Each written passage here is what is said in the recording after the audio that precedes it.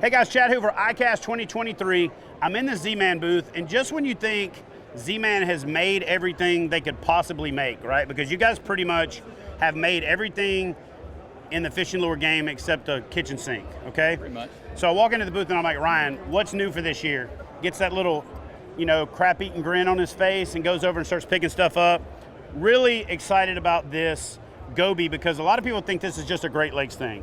But that's a mud minnow in the South. A lot of people don't realize that. You call it a goby. Oh, we don't have goby where I'm from. Well, they got mud minnows, and that thing is going to get eaten by redfish. It's going to get eaten by bass. Not a lot to it. It's basically molded in weight bait. Yep, exactly. And it's going to last forever, just like everything else Z-Man. Is there anything else that you want to point out about it? So really we tried to go for ultimate realism with this thing. I mean, obviously it mimics a goby perfectly, but just like what you hit on, it mimics a lot of different forage, sculpin, mud minnows, all sorts of different stuff. The tail action on this, so we actually added this back fin to kind of make a real subtle action to it. Plus what you don't see is the sickle hook here. Because of how we were able to design this bait with Elastec, there's actually a huge hook gap there. It's got a really deep column down that slides down between these fins, so you get a really good hookup ratio, pins fish really well. And it's a sticky little hook, right? Very sticky little hook. Pretty much when that fish picks it up, they're hooked, just like that right there. I mean, that thing is sticky. Exactly. You're going to want to fish it on a little bit lighter drag because it's a lighter wire hook, but that thing right there is not just a goby. That's a mud minnow, that's a sculpin, that's all the things you just said. Now, we've seen this go pretty crazy on social media right out of the gate. So jackhammer, your standard Project Z, pretty much anything, the Mini Max, any chatterbait out there. I did a video earlier in the spring where I talked about putting a fluke. Saw a couple of guys in the KBF tournament series doing it. Decided to try it myself. It's become one of my favorite setups, right? Because especially taking some action away, if that makes sense. It makes it search a little bit more. So talk to us about the spike. So as you can see with the chatter spike, it's got some really cool features. It's got this deep slots on the side. It gives it a really good sharp action. But because of these fins, it actually contains some of that action. And what's really cool is you can actually cut these off if you want to increase the action. And it's going to create some bubbling action and some of that other stuff. That's a really big deal that people overlook. Exactly. But the two key features to this bait that make it the perfect chatterbait trailer, it's a very streamlined design, so it helps that chatterbait stay down in the water column really well.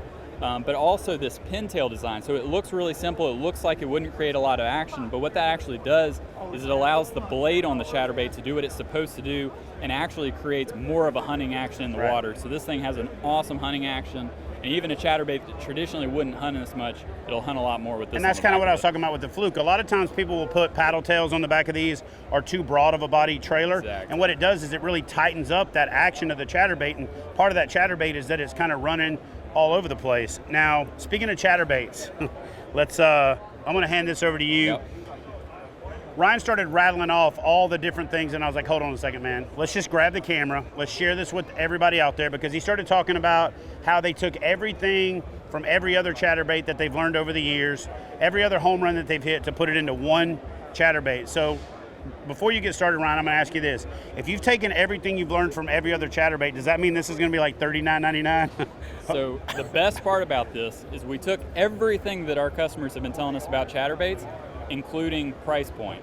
Okay. We all understand a lot of us are kayak guys, we're fishing on a budget. We don't want to spend $20, $30 on a bait. This is going to retail for $9.99.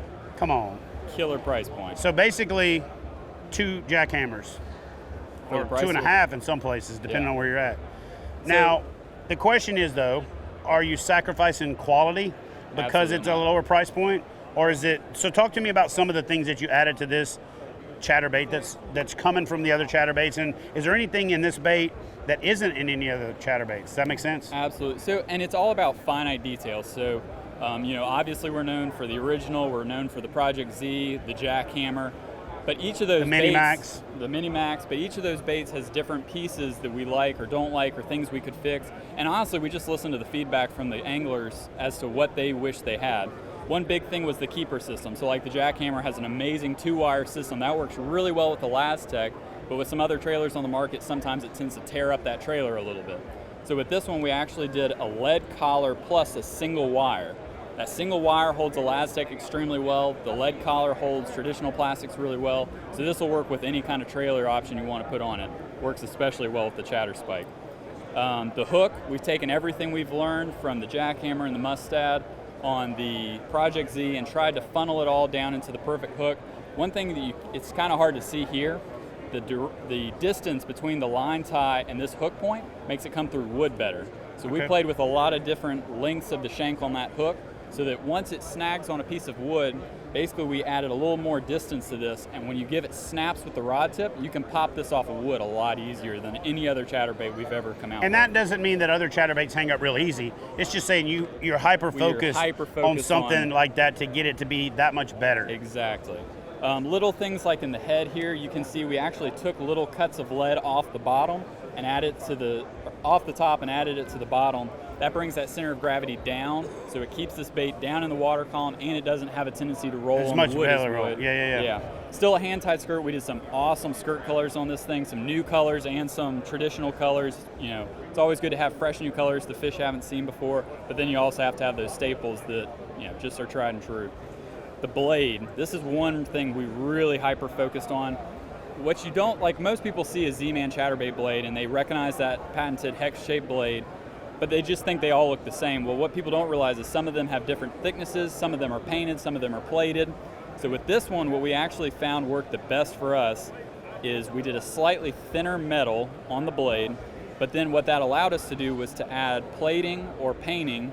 On this one, you'll see we even added glitter to the blade, but then we epoxy it. So if you have paint or if you have plating, it's not going to chip ever. So this is a much more durable chatterbait. Now, that's a good question or a good point that you brought up. Is there a likelihood that some of that will back up into the other lines? Like, will maybe the epoxy work its way over to the jackhammer? Or do you say, nope, we've got that dialed, we've got we're not going to mess with in. it? People love the jackhammer the way it is, and it's not like this is replacing the jackhammer. The jackhammer is a tried and true tournament winning bait, but this is just another option for the angler, and I think people are really going to like it. So last question that I have for you is, because if there is a criticism, if you want to call it that, of the jackhammer, it's that the line tie sometimes is a little weaker. This looks a little more beefed up. Can you talk to me about that a little bit? I'm really glad you brought that up. So if you look at the clip, if you look really close, again, finite details, we actually mash the clip ends so that they won't accidentally open up like what's happened previously on some other chatterbaits. Nice. Well, listen, what's the name of this again? The Evo? The Elite Evo. It's the evolution of the chatterbait. The evolution of the chatterbait. The folks at Z-Man continue to knock it out of the park. I can't wait to get this thing out on the water. I'm definitely going to pick up some of these for fishing on the North Alabama, those deeper, clear reservoirs, and even in some shallow, muddy water, especially in the wintertime when those mud minnows start to bury up in the ground like crawfish do. And then the chatter spike, can't wait to give it a try, because there's things in that bait you don't even see. But the number one thing that you mentioned is that it lets a chatterbait do what it's supposed to do. But a lot of people don't think about the fact that a chatter blade is actually a bladed jig. So what I also like about it is that when it drops to the bottom, you're now going to have that buoyant tail that gets it to stand up a little bit, because a lot of times you don't have to overfish a bladed jig, a chatterbait. You just throw it out on the bottom and kind of stop it, and that spike is going to do really well. Well, man, I appreciate your time. Yeah. Again, the folks at Z-Man keep knocking it out of the park. You guys check out their entire product line at, where can they find you? ZManfishing.com. ZManfishing.com. It's that simple.